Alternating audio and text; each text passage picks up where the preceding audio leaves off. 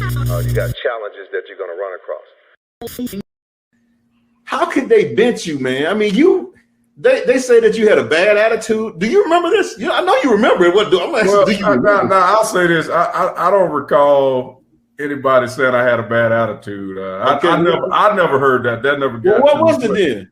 But I'll say this. This is what happened for me. So during that summer, had some things go on at home with my family. There were some things going on with some of my family members. I've shared it with some people, but there were a couple people in my family had some personal issues going on, and it really, for me, was out of my control to do anything. So, back then I was young. I'm 21 years old, and you're worried about what's going on at home with family members, and that was more on my mind than football. So right before I went to camp, all this stuff was going on, and football just really wasn't on my mind. And a lot of people don't know that. Some people do, because I've shared the story. And so, I go in, and I didn't have an attitude or anything. I just, wasn't as locked in, wasn't as focused. Maybe wasn't, practicing the way I normally practice because of it. And so the coaching staff felt like, I wasn't locked in. So that was part of me not playing. And interesting story. So I got to a point where I really just wasn't thinking about ball because of my stuff that was going on at home. I wasn't really thinking about it. Even though I'm going through this, I'm not playing. And, I think back then I was the type of guy, I was just going to kind of just get through things. Right. And some of my teammates came to me. I believe that you are a very quiet individual, but you say you're more private than quiet. Well, I won't say quiet. I mean, just during that time, I've never been one to complain, blame, or, all that type of stuff. I've always been one to work through my own problems and issues, even growing up when I was younger. So anyway, some of my teammates came to me because I'd been voted a captain and all that stuff. And so some of my guys were like, look, man, we need you to go and talk to the coaches or something because we need you out there with us. Mm-hmm. Okay, so after that happened, I went in, I saw the head coach, Coach Stallings.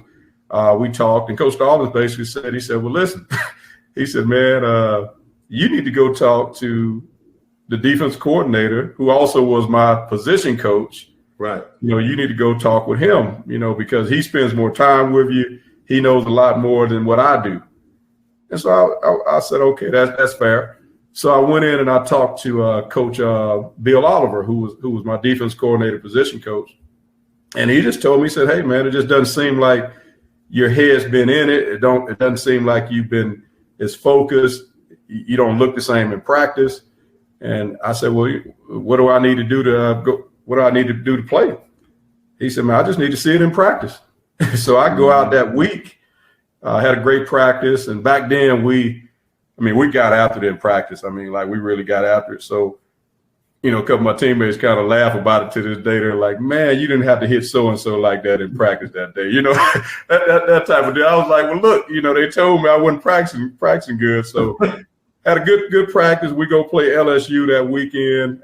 Early in the game, I was fortunate enough to make a play, an interception, run it back for a touchdown early, and I was back on track after that. But I learned a lot during that time. For instance, the issue that was going on with my family, I was able to talk to somebody about that before the LSU game. Really, a couple weeks before that, I talked to somebody, and I just learned that you got to control what you can control, and the other things you just got to give them to God, man. Pray about it, give it to Him, and let Him handle it. And to me, that was really what happened. And I was glad that I had gone through that adversity, because I go to once I go to the NFL, it doesn't matter. You're first round, the first pick in the draft. Right. It don't matter. Like you gotta be mentally tough. You gotta fight each and every day. You gotta prepare yourself each season. And going through the experience that I went through my senior year, I felt like it helped me during my pro career. And if I hadn't gone through it, I probably would have went through that same situation in pro ball, and I probably would have got cut. You know, so I just feel like everything happens for a reason. And, you know, God put me in that situation where, you know, I needed to grow. And I believe it did happen for a reason. And I know that it helped you because me talking to Mason and talking to you also, and I'm going to get to that point in a second. But let me go back. My opinion, I heard yours. Yours and a lot of other people, but keep going. No, I'm not changing that opinion because I remember telling your mother, I said, I ought to call the radio station to just talk about this. She said, no, don't call the radio station. I said, I need to do this because this is messed up, man, because I know who the guy was, and I'm not bringing up any names or anything like that. But, I mean, you probably, I mean, to come on campus with a Lords of London insurance policy, and I know these guys, and I know they got friends, they got buddies who they want to connect you with. They should. I mean, I understand that. But so I'm gonna stick with that one until I die. But I know that I agree with your personal issues that you had. I know, but I think it may have been a little combination of all that. Let me tell you something. Well, I'll say this. I'll say this to you. Mm-hmm. There was a situation where actually it's funny because I had a coach did approach me during the spring. One of the coaches on staff did approach me about getting an insurance policy. Mm-hmm. You know, because I wasn't thinking about it at that time. Right. And we basically said, okay, I said, okay, fine, you know, but between spring practice ending and training camp ending, the coach and I never talked about it. Like he never got back to me on it.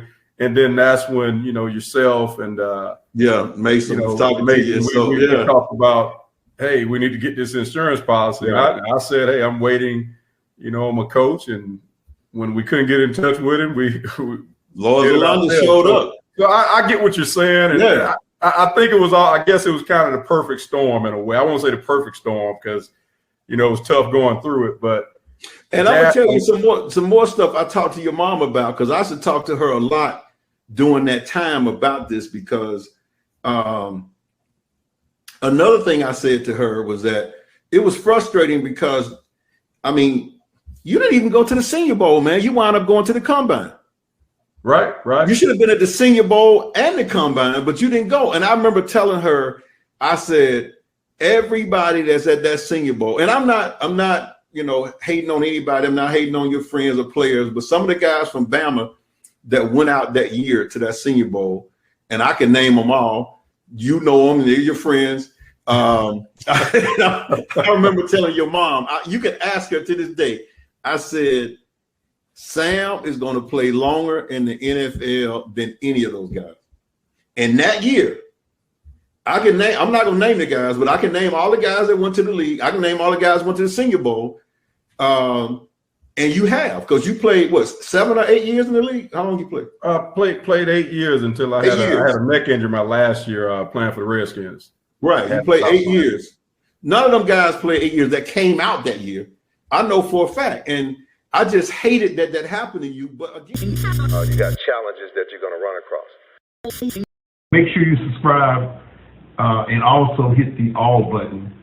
You know, that's the little bell for all the new content that will be coming out. Thank you.